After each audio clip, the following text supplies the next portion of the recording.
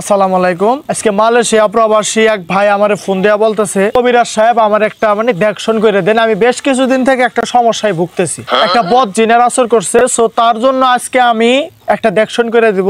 শুরুতে আমার হাতে মোমবাতিটা দেখতে পাচ্ছেন, আমি চতুর সাইড বন্ধ করে দেব ঘরটা। এই সাইডটা বন্ধ করে দিব, তারপরে এই সাইডটা, উত্তর, দক্ষিণ, পূর্ব, তারপরে পশ্চিম, চতুর সাইড আমি বন্ধ করে দিলাম।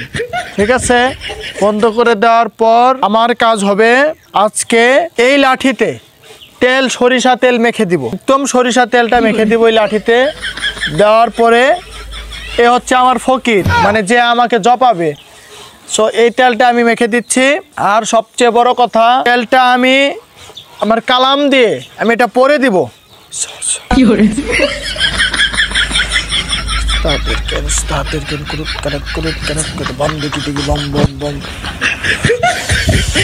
আর এই যে পানিটা পরে আমি আমাকে যখন জপাবে তখন এই তেলটা আমার শরীরে 3 বার এরকম করে ছিটিয়ে দেবে। তারপরে আমি আমার জিন আছে, আমার বশ করা জিন, তার থেকে আমি জপা শুরু করব।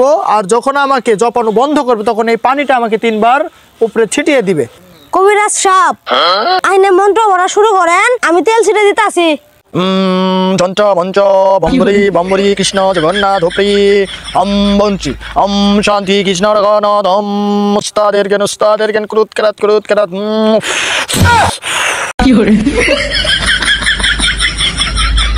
আসসালামু আলাইকুম, আপনারা সবাই কেমন আছেন? আমি আল্লাহর রহমতে ভালোই আছি। আমাকে ভর দুপুর বেলা কেন ডাকছেন?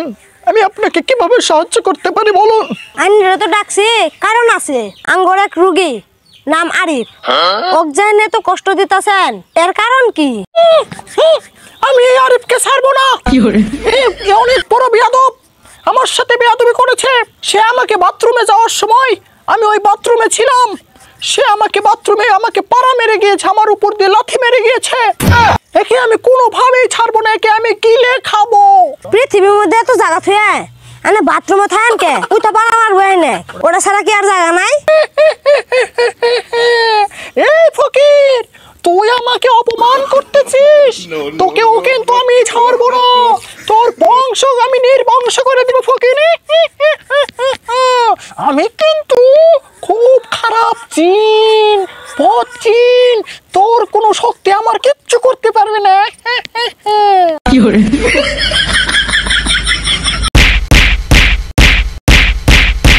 আমি আর মারিস না, তো আমি তোর রুগীকে ছেড়ে দেবো, আর কোনোদিনও ডিস্টার্ব করবো না। কিন্তু আমার একটা শর্ত আছে ফকির, এটা তোকে মেনে নিতে হবে। আমার আগামী পূর্ণিমার চাঁদের রাতে আমার নামে একটা খাসি জবাই করে সেরনি করে দিতে হবে। যদি পারিস তাহলে আমি তোর রুগীকে আর কোনোদিনও জ্বালাবো না, ডিস্টার্ব করবো না, তারপর থেকে আমি সরে যাব। আচ্ছা ঠিক আছে, এখন তুই ইন থেকে কই যাবি? আমি আজকে তোর কথায় এই বাথরুম থেকে আফ্রিকার জঙ্গলে চলে যাবো, আর কোনোদিন তোদের এখানে আসবো না, তোর রুগীকে ডিস্টার্ব করবো না। আমাকে ছেড়ে দে। Oh no!